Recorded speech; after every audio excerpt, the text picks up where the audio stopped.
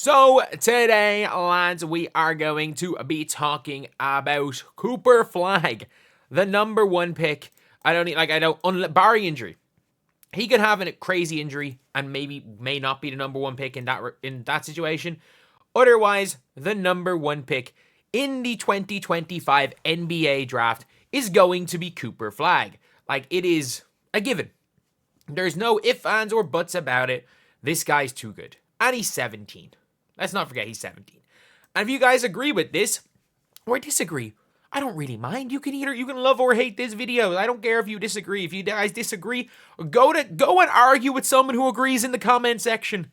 Go and do that. And if you guys agree or disagree, subscribe. Because you know what? I couldn't care less if you guys agree or disagree with what I say.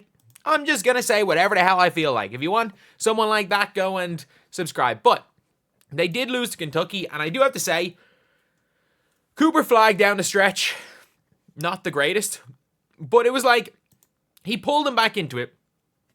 And then, yeah, turnovers at the end, really not ideal. But still, you're looking at him like, if you're looking at him in the clutch, Cooper Flagg down by 2 points with 2 minutes to go.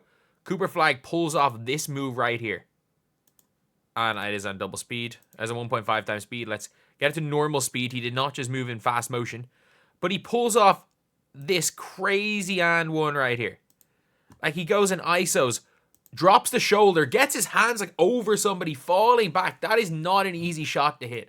And Cooper Flagg made it look easy. Then at 70-72, Cooper Flagg decides to post up, fake in, easy money. Well, the ball goes in. Unfortunately, he did turn the ball over at the end.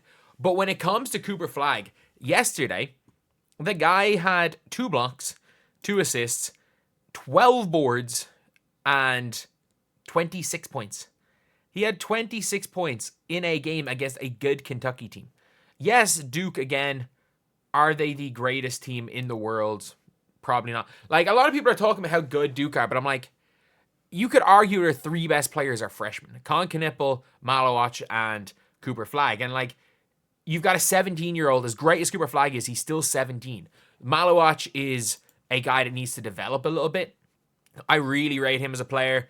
I liked him for South Sudan. He's got superb length, superb athleticism. He's got a decent enough feel for the game. And, like, he's probably going to be at the NBA level what they thought Hasheem Thabeet was going to be. And then Con Knipple obviously took 20 shots, but the man can't shoot.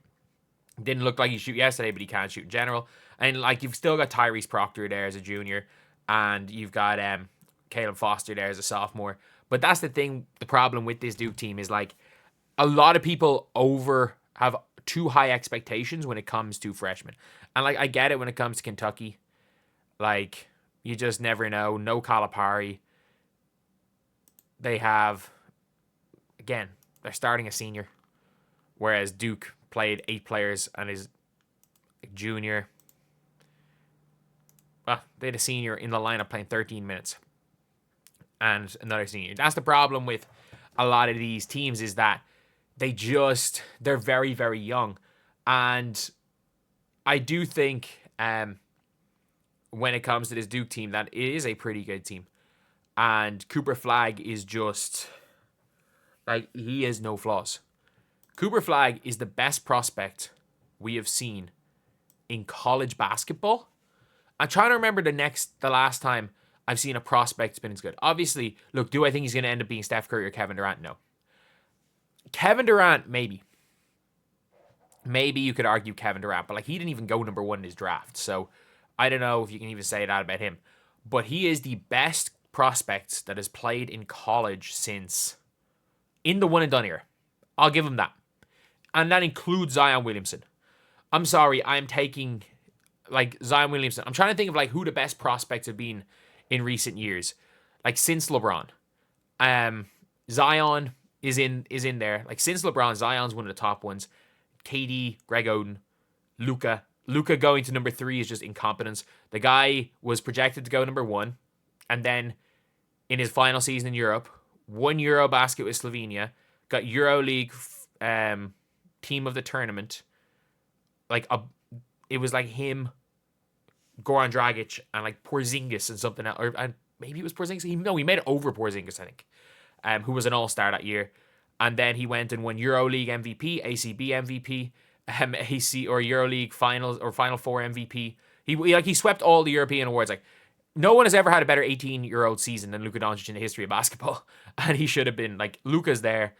Wemby, I'd say Wemby, Luka, Flagg, Zion, and KD as the best prospects since LeBron. And the difference is Cooper Flagg might be the best 17-year-old to ever play basketball. And again, being the best 17-year-old to ever play basketball does not mean anything. But if you're looking at who the greatest 17-year-olds ever are, LeBron James is a senior in high school, has to be in there, or at least in recent memory, in my memory. LeBron James is a senior in high school. He is one of the best 17-year-olds ever. Ricky Rubio, because he just, like, he peaked at playing in the Olympic final at 17, playing 35 minutes and going toe-to-toe with Chris Paul in his prime. Luka Doncic, obviously, and that might be it. That realistically might be it. He has no flaws other than the three ball. Like, he can create in the mid-range.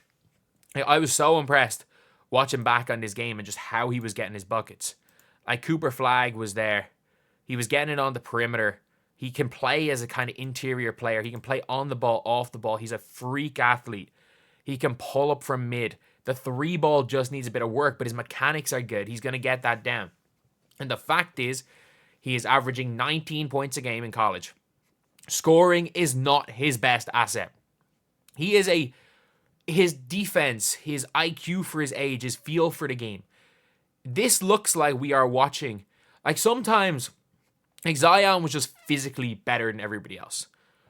This looks like, you know the way sometimes seniors, when they're playing against freshmen, like good seniors, they just look like, oh, it's clear that this guy is like a senior. Like, he just has a better feel for the game. Like, players make young mistakes, and when there's a senior playing against 18-year-olds, they can sometimes look superhuman, as Diana Taurasi once said.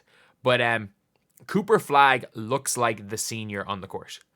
The way he moves with the ball, the way he moves without the ball, his decision-making a lot of the time, his just arsenal of moves. And it's not about, quote-unquote, having a bag, realistically. It's the fact that he can turn over his left shoulder, turn over his right shoulder. He can play in the post. He can play in the perimeter. He can attack off the dribble. He can attack with his back to the basket. He can drop step you. He can attack as a roll guy in the pick and roll. He can play as a ball handler in the pick and roll. He is a very good passer. He's not the greatest passer in the world, but he's a good passer. And he is like the most Swiss Army knife player I've seen. And the more I watch him play, I'm like, I'm so impressed. They should have brought him to the Olympics. I don't care. They should have brought Cooper Flagg to the Olympics. The 12th man doesn't play. Send Tyrese Halliburton home and bring Cooper Flagg. Cooper Flagg would have, obviously he wouldn't have played against Serbia, he wouldn't have played in the big games, but like, put him on against South Sudan, put him on against Puerto Rico. He would have held his own. And like, he was with the USA Select Squad. We saw enough footage of him going toe-to-toe with NBA All-Stars at like 17 and a half. Like 6 months before his 18th birthday, we saw him going toe-to-toe with NBA All-Stars with the best of the best. And he is as good a prospect as I've seen. And look, this is coming from somebody that will always overrate the European prospects, because I do fully believe that it depends on the league you're playing in Europe. Like, if you are top tier player like Luka Doncic, obviously playing the ACB is the best. But like, a lot of the young players that do play in the ACB don't really get burned, like Hazonia and stuff. So it's really hard to tell. I think the Pro A is the best development for the NBA. Not the NBL, not college, the Pro A in France. If you are a young player, and obviously with NIL money, you're going to play in college, but I would say if you're looking to get the best experience for the NBA straight away, the Pro A in France is the best, is the most similar league to the NBA, and it's a similar league to the NBA, and a lot of teams blood young players in the Pro A.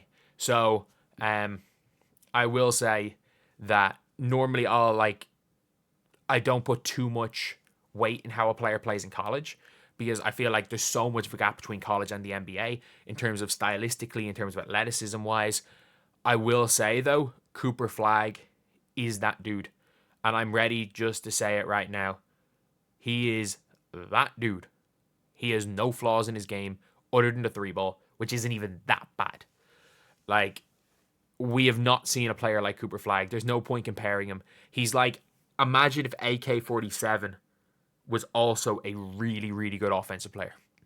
He is like, he's got that AK-47 5x5 ability in him with the offensive versatility, with incredible offensive versatility and the ability to probably drop 20 a game. Like, he's a player we've never seen before, so I don't think there's any point in making comparisons, because we have never seen a player come into the NBA.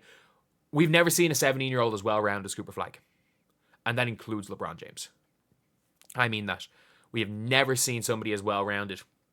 We've seen, I'll put Rubio and Luka as like higher IQ 17-year-olds that maybe had like one skill better than Cooper Flagg, but we've never seen anything like him. Never seen a kid as well-rounded as him.